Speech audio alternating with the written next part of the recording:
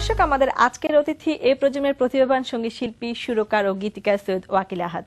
দীর্ঘদিন ধরে তিনি গান করে আসলেও সম্প্রতি প্রকাশিত হয়েছে তার প্রথম সলো আধুনিক গানের অ্যালবাম ওয়াকিলের গান তাইরে নাইরে না তা না না। অ্যালবাম ও শিল্পীর গান নিয়ে কথা বলি সঙ্গীত শিল্পী সৈয়দ ওয়াকিল আহাদের সঙ্গে। শুভ সন্ধ্যা। শুভ সন্ধ্যা। কেমন আছেন আপনি? এই যে ভালো, থ্যাংক ইউ। আপনি কেমন আছেন? ভালো আছি। প্রথমে জানতে চাইবো আপনার এবারের অ্যালবামের নামটি এরকম কেন? অ্যালবামের নামটা তাইরে নাইরে না তানা না। তো আমরা তাইরে নাইরে এবং না তানা না না এই দুটো শব্দ পুরনো, তো এই দুটো শব্দ আমাকে অনেক ড্রাইভ করতো অনেক সময়। আসলে নামটার অর্থ এরকম যে মিনিংফুলনেস ইন দ্য মিনিংলেসনেস। আচ্ছা, আমরা অনেক কিছুই করি আসলে দিন শেষে মিনিংলেস, আবার তার মধ্যে থেকে অনেক কিছু মিনিংফুল পেয়ে যাই। তো এরকমই একটা কিছু হয়তো। তাহলে আমাদের যারা শ্রোতা দর্শক তারা কি ধরনের গান পাচ্ছে এই অ্যালবামটিতে?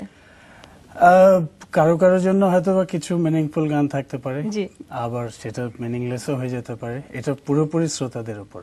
আচ্ছা, আমরা অ্যালবামে একটা ব্যাপার দেখতে পেয়েছি, যেটা আপনার গানের সাথে আপনার যখন কোন সময়কালটা উল্লেখ করা আছে। তো আপনি বলেন যে কোন সময়, আসলে বিভিন্ন সময় মানে কোন কোন সময় আপনি গানগুলো গেয়েছেন, বা আপনি গানগুলো গেয়েছেন বলতে তৈরি বিভিন্ন সময় বিভিন্ন বছরে আসলে।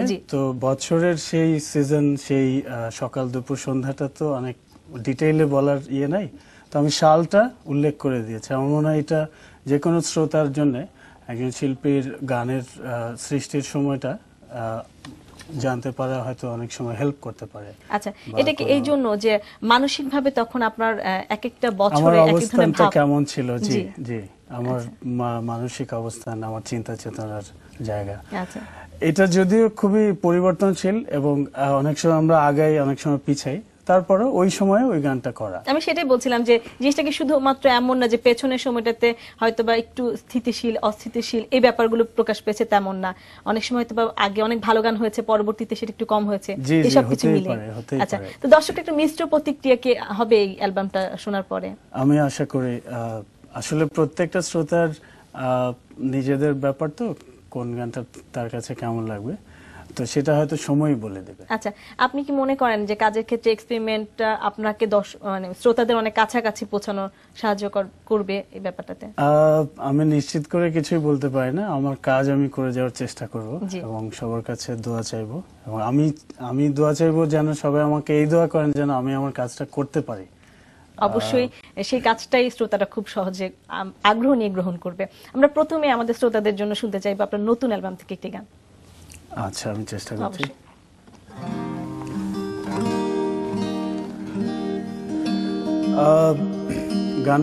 গানটার নাম সান্ত্বনা। এটা আমরা যারা ভেঙে পড়েছি, অনেক সময় ভেঙে পড়ি, অথবা অনেক সময় আমরা ভেঙে গিয়ে নানা কিছুর আশ্রয় নেই, এমনকি মাদক বা এই ধরনের বিষয়দের উপর, তাদের জন্য আসলে লেখা ছিল। চেয়ে থেকো না ওই পেছন পানে, যা দেখে শুধু দুঃখ বাড়ে জীবনে।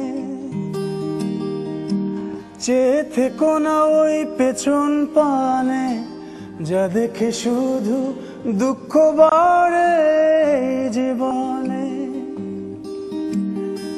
মনে রেখো না সেই অতীত স্মৃতি, যাকে বলি আঘাত হানে মনে। ভুলে যাও সব মিছে মায়া, মুছে ফেলো মন থেকে সব কারণ হতাশা। চেয়ে থেকো না ওই পেছন পানে, যা দেখে শুধু দুঃখ বাড়ে জীবনে। এরকম। চমৎকার। আপনি যেটা বলতে চাইছেন যে প্রতিটা গানের মাধ্যমে যদি মেসেজ দেওয়া যায়। এবার আমরা এই অ্যালবামটাতে একটা ব্যাপার, যে প্রকৃতির ব্যাপারে আপনি অনেক বেশি আগ্রহী এবং প্রকৃতির ব্যাপারে অনেক কিছু লিখেছেন অ্যালবামের শুরুতেই, এবং চেষ্টা হয়তো করেছেন। তো আমরা কি প্রাকৃতিক কিছু গান পাচ্ছি এখানে আপনার ভালো লাগার? হয়তোবা একটু একটু আছে, থাকতে পারে। আসলে আমরা কেউই প্রকৃতির বাইরে না, আমরা প্রত্যেকেই সরাসরি যার সাথে যুক্ত, সেটা হচ্ছে আমাদের প্রকৃতি। তো সবার মতোই আমি একটু প্রকৃতি পছন্দ করি, প্রকৃতিতে থাকতে পছন্দ করি এবং বেড়াতে পছন্দ করি। আচ্ছা, লেখালেখি আমি জানি যে অনেক দিনের আপনি বলেন, তো সেক্ষেত্রে আপনাকে ইন্সপায়ার করে কোন বিষয়গুলো? অনেক আশ্চর্য মানুষ, অনেক আশ্চর্য শিল্পী, অনেক অনেক সুন্দর মানুষ, পাশাপাশি প্রকৃতি অবশ্যই। আচ্ছা, আমাদের আমাদের সমৃদ্ধ প্রকৃতি আমাকে যে কোনো অঞ্চলের যে কোনো দিকে, আমি যত দিকে গিয়েছি, যতটা কাদা পানি ধুলো মেখেছি, সবকিছু আমাকে ভীষণ ভীষণভাবে ইন্সপায়ার করে। আচ্ছা, আরেকটা কথা যদি জানতে চাই, এখন অনেকেই গান করছে, নতুনরা আসছে এবং ভালো গান করছে, আমি অবশ্যই বলবো, কিন্তু আপনার কি মনে হয় চর্চা ব্যাপারটা খুব বেশি জরুরি? ভীষণ জরুরি। আমি নিজে তা করতে চাই এবং আমি মনে করি আমি যেন ঠিকমতো চর্চা করতে পারি, অনেক কিছুই জানি না যেন সত্যি জানতে পারি, শিখতে পারি, সেটা যেন আমি করতে পারি। আচ্ছা, তো সেক্ষেত্রে কি শিখে এসে গান শুরু করবে, অথবা গান করতে করতে যদি নতুন করে শিখতে চায়, কোন জিনিসটা অনেক বেশি উপকারী একজন শিল্পীর জন্য? শিখতে হবেই, এর কোনো বিকল্প নেই, জানতে হবেই এবং চেষ্টা সাধনা করে যেতেই হবে। পাশাপাশি চেষ্টা সাধনা চালানোর পাশাপাশি কিছু কিছু করে প্রকাশ করা যেতেই পারে। আচ্ছা, আর শিখতে হবেই। শ্রোতাদের জন্য কি এখন আরেকটা গান উপহার দেওয়া যায়? আমি চেষ্টা জি, করছি। অবশ্যই। আমার এই অ্যালবামে শেষের দিকে ছোট ছোট টুকরো কিছু গানের অংশ আছে। আচ্ছা, তো সেখান থেকে একটি আমি করছি। জি। আমি মিথ্যে কথা বলি, আমি মিথ্যে কথা বলি, আমি মিথ্যে কথা বলি, আমি মিথ্যে কথা বলি, আমি দিনের বেলা রাতের কথা রেখে ঢেকে বলি, আবার রাতের বেলা দিনের কথা আড়াল করেই চলি। আমি মিথ্যে কথা বলি, আমি মিথ্যে কথা বলি, আমি ভালো হয়ে চলি, আমি ভালো হয়ে চলি, আমি সবার মাঝে সবার কাছে ভালো হয়ে চলি, আমি ভালো ভালো বলি আর ভালো হয়েই চলি। আমি মিথ্যে কথা বলি, আমি মিথ্যে কথা বলি, আমি মিথ্যে কথা বলি। খুব সুন্দর। আচ্ছা, একটা ব্যাপার, আপনার গানের ক্ষেত্রে আপনি কি গানগুলিকে জীবনমুখী বলবেন? গান তো জীবনমুখী অথবা জীবনের জন্য, জীবনের জন্য।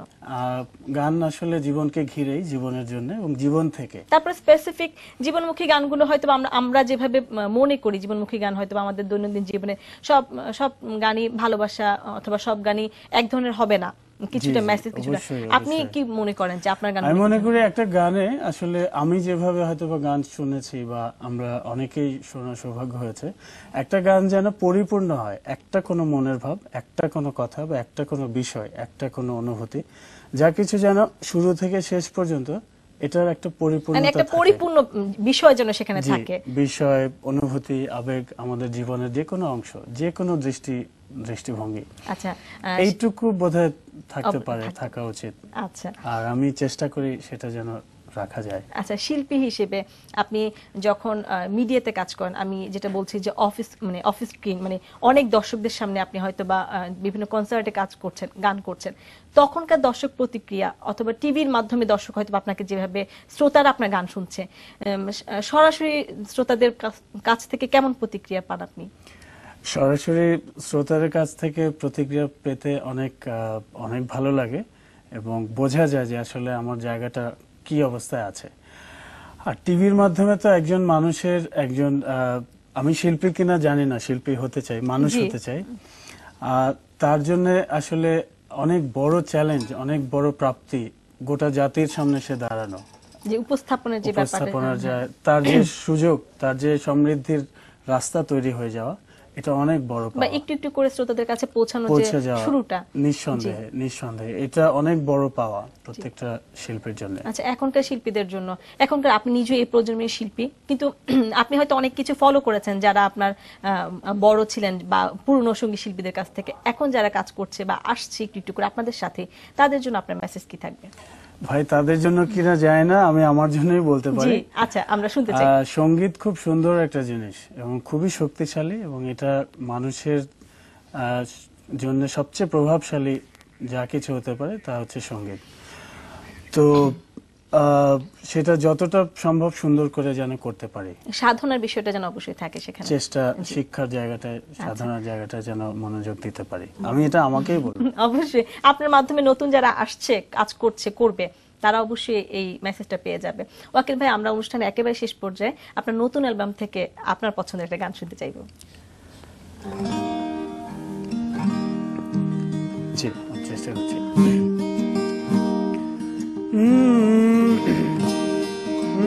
ভাবরে ভাব মন খুলিয়া দুয়ার, আলোতে ভাসিয়া যাবে ঘোর অন্ধকার।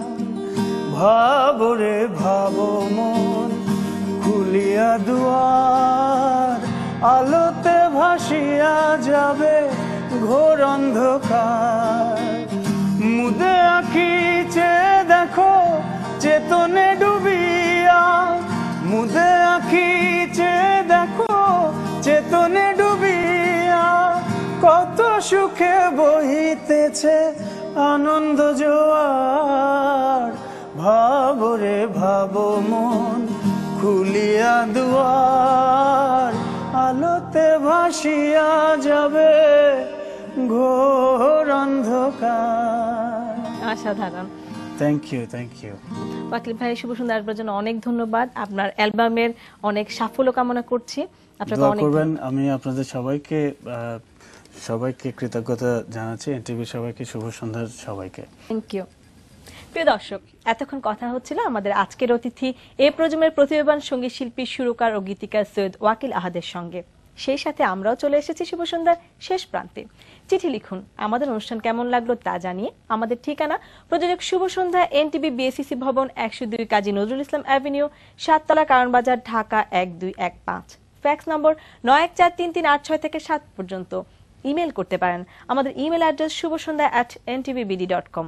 সবাই ভালো থাকুন, সুস্থ থাকুন, সবার জীবন আনন্দে কাটুক এই প্রত্যাশায় শুভরাত্রি।